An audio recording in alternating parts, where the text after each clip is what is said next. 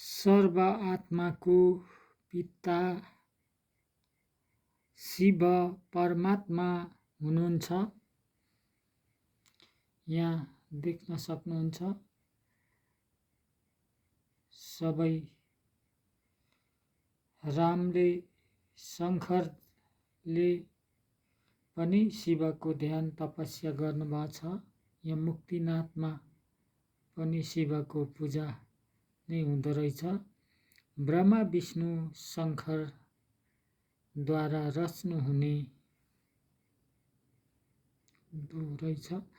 सबैले माथि नै देखाउनु भएको छ, गडलाई परमेश्वर भनेर देखाइरहनु भएको छ। चाहिँ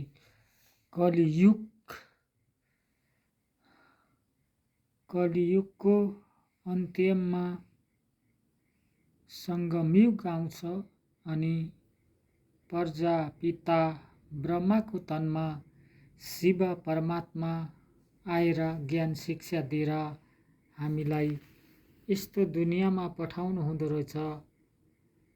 स्वर्ग सुख शान्ति आनन्द खुसीको दुनियाँमा पठाउनु हुँदो रहेछ हामी सम्पूर्ण मानव आत्मालाई। अनि स्वर्गमा विश्व महाराजा नारायण र विश्व महारानी श्री लक्ष्मीजीको राज्य चल्दो रहेछ। अनि सुख शान्ति आनन्द खुसी नै खुसीको दुनियाँ हुँदो रहेछ। हेर्न सक्नुहुन्छ हजुरहरूले यस्तो सुख शान्तिको दुनियाँमा हामी शिव भगवानको ज्ञान सुनेर नरबाट नारायण नारीबाट लक्ष्मी बन्दा रहेछौँ अनि स्वर्गको सुख भोग्दा रहेछौँ। हामी मानव आत्माले ईश्वरीय ज्ञान सुनेर ईश्वरीय पढाइ पढेर श्री नारायण र श्री लक्ष्मीसम्म बन्ने पुरुषार्थ हामीले गर्नुपर्ने रहेछ।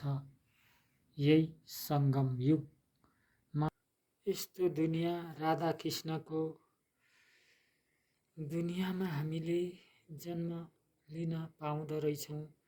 ईश्वरले ज्ञानलाई अध्ययन गऱ्यौँ भने ईश्वरको ज्ञान हामीले सधैँ पढ्यौँ भने यस्तो दुनियाँमा जन्म हुँदो रहेछ श्रीकृष्णको राज्य स्वर्ग दुनियाँमा। सुख शान्ति आनन्द खुसी थियो नयाँ स्वर्गमा, देवी देवता राज्य नै थियो हजुर स्वर्ग दुनियाँमा। ईश्वरको ज्ञान सुनि जानु पर्छ हामी सबै स्वर्ग दुनियाँमा। सुख शान्ति भोग्नलाई जन्मिनु पर्छ हामी स्वर्ग दुनियाँमा। गाई र बाघले एकै ठाउँ पानी पिउँदा रहेछन् स्वर्ग दुनियाँमा। सुख शान्ति आनन्द खुसी हुँदो रहेछ नयाँ स्वर्गमा। हामी पनि जन्म लिनुपर्छ ईश्वरको ज्ञान सुनेर नयाँ स्वर्गमा। ईश्वरको पढाइ पढेर जानुपर्छ हामी पनि नयाँ स्वर्ग दुनियाँमा जन्म लिन अनि सुख शान्ति भोग्न।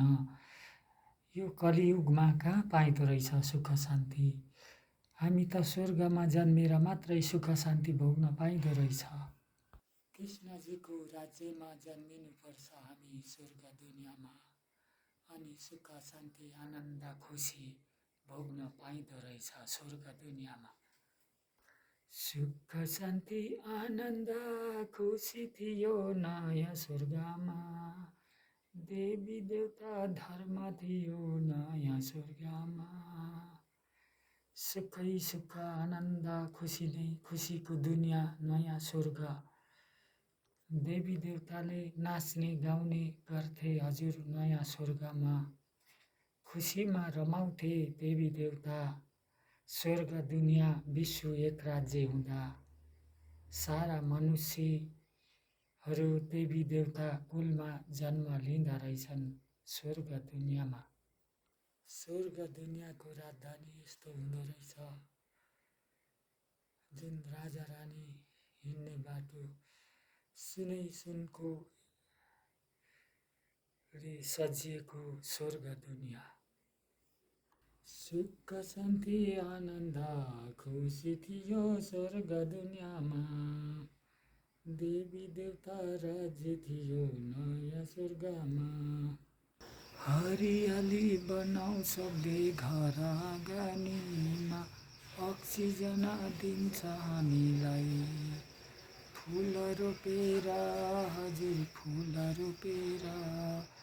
हरियाली बनाऊ अब घर आँगनीमा। फुलबारीले सजाऊ हाम्रो घर आँगनीलाई। हरियाली बनाऊ हजुर घर आँगनीमा। घर सुन्दर देखिन्छ है फुल रोपे हाम्रो। घर सुन्दर बनाउनु फुल रोपेर।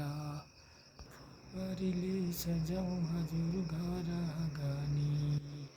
फुलबारीले सजाऊ हजुर घर आँगनी।